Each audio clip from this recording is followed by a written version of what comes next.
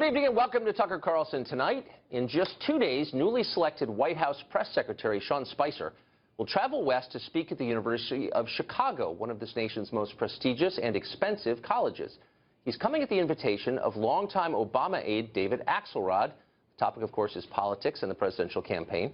But not everyone on campus believes Spicer should be allowed to talk in public. They argue that by inviting a Trump supporter to campus, the school is, quote, normalizing the incoming administration. Some students are threatening to shut down the event entirely. One of those joins us now. He is University of Chicago senior Jake Biddle. He's also an editor of a local weekly paper. Jake, thanks for coming on tonight.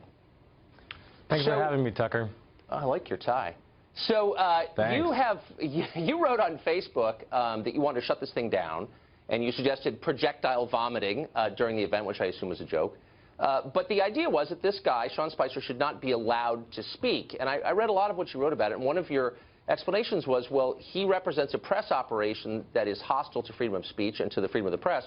Therefore, he shouldn't be allowed to talk. There seems an irony in that. He's against freedom of speech, so you don't let him talk? How does that work? Sure. So what I was saying was not that he shouldn't be allowed to talk. Rather, what I was saying was that I, as a student, and yes, it was a joke when I said that I was going to projectile vomit on him, although I'm glad that I made it because now I get to explain what I meant to you. So what I meant was that I, as a student, and my peers should be allowed to respond to his presence on my campus in ways that aren't just civil or decorous and don't involve just sort of standing up after the event and asking him a question. Although I never said he should be disinvited, and I never said he shouldn't be allowed to talk. But in ways that involve force, I mean, it sounds like. I mean, so when you say we should be allowed to respond, how about the traditional path, which is to make a counter case? You disagree with what he stands for, which is, of course, fine. And you say, this is what I stand for, and may the best man win. You don't believe in that, it seems like. Sure. So Sean Spicer was hired and is paid to have certain opinions and to support certain policies about the press. He has power, a national platform. He's in the news every day, and he has access to policy-making power. If I stand up and ask him a question and say, Sean, have you ever considered that you might be a fascist? He can give me a smarmy answer. It lasts 20 seconds, and I don't get a follow-up. And then what do I do? I'm saying I would like to raise visibility and voice my frustrations with this person in ways that aren't sort of going to die after 20 seconds, and he gives me, you know, sort of a non-answer. He's a spin doctor. I mean, you know. But that's a stupid question, though. Why are you a fascist? I mean, I'm not even sure we could agree on what that means. How about specific? Like, you believe this, you're in favor of this policy, here's why I think it's wrong or hurts America. Make your case. And in all the social media of yours that I've read today, I haven't seen you doing that. Instead, and you're clearly smart, I've seen you calling names, which seems to be kind of the way people respond now. Would it be better to make a case? Sure. So, I mean, I think that no matter what kind of case I make and no matter how good of a point I make to him, he has no reason to listen to me and no incentive to listen to me. I mean, this isn't about who's right. It's about who has power. And so I think that students in this country need to mobilize in ways that would actually get people that we like in office instead of sort of discussing in sanitized environments and, you know, in moderated conversations. Does that make sense? It sort of does. And just to help you elucidate it more, I want to put on the screen something that you wrote in your school newspaper. Recently, the independent school newspaper. You said this: now we're faced with a real crisis, this being the election of Trump. We must take real action and dispense with all this sophistry, all these abstract notions of civility, which are just Ivy League translations of the vulgar give Trump a chance. By real action, I mean donating money to the ACLU, to Standing Rock, to Planned Parenthood, calling your representative incessantly, protesting obsessively, flipping cars when Trump walks away from the Paris Climate Agreement, attacking racists you see attacking people in the supermarket, whatever it takes. So I've got a bunch of questions about this, but the first is, whose cars would you flip? I don't know yet. I mean, it depends on whether or not he walks away from the Paris Climate Accords. I mean, I think that if you dwell on the sort of more exaggerated or hyperbolic parts of this article, which is, after all, just an article, you're not going to get a chance to actually ask me what I think political action constitutes. I mean, all that this is meant to express, Tucker, is that... Wait a second. You were just explaining what I mean, first of all, let me say, having read things you've written going back to, you know, high school, because you've written a lot, you're a pretty articulate person with a precise command of the language, and presumably in an article this long, you could explain exactly what that action, what form it would take. And in this case, you said it takes flipping cars over. And my point is, someone paid for those cars. Like, those aren't your cars. And to destroy other people's property to make your political point isn't really a valid path, is it? Well, first of all, they flipped cars when the Cubs won. But secondly, Tucker, I mean, so I think that Yeah, it's an article, and I exaggerated. But I mean, I'm trying to explain now what I think I actually mean by political action that doesn't consist in sort of sanitized or moderated Q&A sessions or bipartisan roundtables at the Institute of Politics.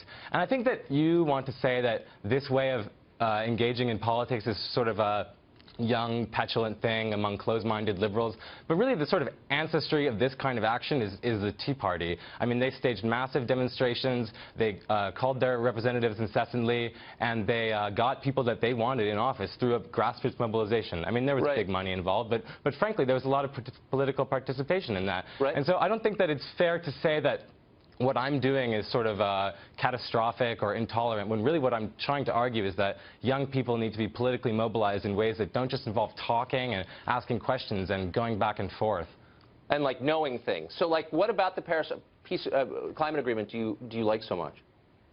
So if America were not to participate in this climate accord, carbon levels would rise so much in the world that it would sort of put us past the point where we can bring it back down in a safe or efficient way. That suggests you know nothing about it. But let me just ask you this. Don't you Tucker, think... just because I don't have the numbers on it doesn't mean I don't know anything about it. I'm saying, look, if you're going to... Here's my point, is that you're the editor of a weekly paper. People listen to you, and rather than explain, you know, here's why you ought to support the Paris climate agreement, your position is, if you don't believe everything I think I believe, even if I have no details, then I'm going to flip your car over. I'm going to vomit on you. Do you know what I mean? I'm going to commit an act of violence. I'm going to beat you up in a supermarket. That's not really debate. That's something dumber, no? Tucker, how could I possibly make the case to the Trump administration that he ought not to walk away from the Paris Climate Accords?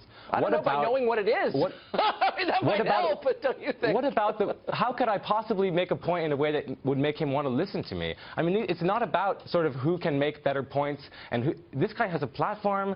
He has control of the country and can do whatever he wants, no matter what he wants. It's not about whether I can convince him and his administration that it's wrong. It's about whether I can make sure that he feels enough pressure that he won't do it and doom the future of our planet. So what you're articulating isn't politics, it's nihilism. You're saying that none of this matters. No, Tucker, that's absolutely wrong. And whoever has the gun is the guy in charge. That's basically what you're saying. Tucker, no, that's exactly what I'm not saying. I'm saying that I have convictions, and I would like to express them on terms that are not set by my opponent. Do you understand what I mean? Right. Well, I think we can all agree on these terms. Rational, elucidated, facts-based debate carries the day. And if you don't agree with that, and if you think vandalism carries the day, then we can't really have a conversation because we're just starting from places that are so different that it's not even worth it, right? Right. So you want to say that I won't hear the other side out and I won't participate in a rational debate. But the question is, how could I possibly participate in a rational debate with someone who literally controls the country? I mean, think about this for a second. No, yes, I'm not sure vomiting on him is going to be the answer to that. Well, that might diminish you. You established this segment by telling me that that was a joke, and I agree with you. So I don't know why we're proceeding.